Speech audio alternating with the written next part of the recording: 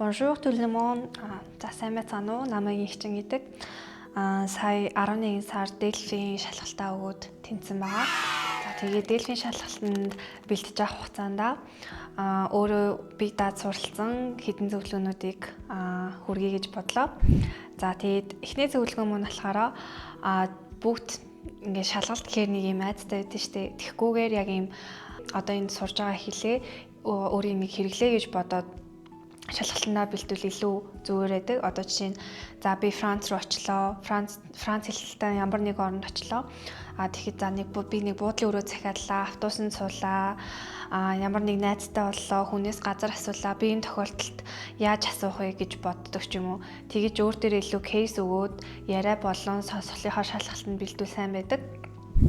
За хоёр дахь нь гэх юм бол Франц хэлчин болохоор юм бичгийн болон дүрмийн юм чадвар маш их шаарддаг хэл учраас миний зүгээс надад хамгийн их тус болж исэн хоёр дахь арга маань болохоор цэж хүчиг их. Давуу тал нь юу вэ гэхээр цэж хүчиг хийснээр сонсгол, дүрмийн мэдлэг, тэгээд vocabulary буюу одоо үгсийн сан энэ гурван чадвар маань яг юм зэрэг хөгжиж өгдөг.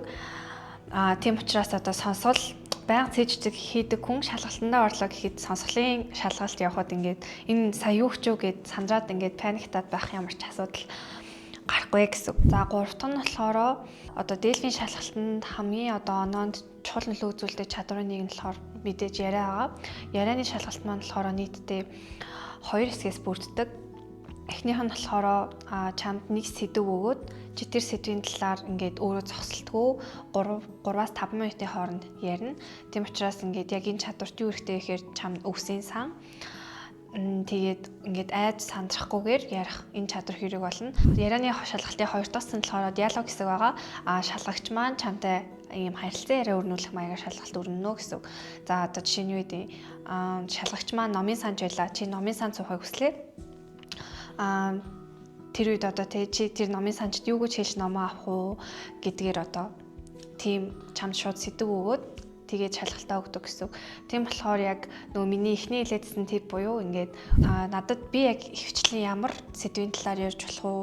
Би хүмүүстэй яриа өрнүүлэхдээ юу ярьдаг вүлээ? Би юунд дуртай байлээ гэд ийм хоббин дээрээ тулгуурлаж илүү хэлээ сурах юм бол ийм Франц хэлний буюу Delphi шалгалтыг илүү сайн давж чаддаг шүү.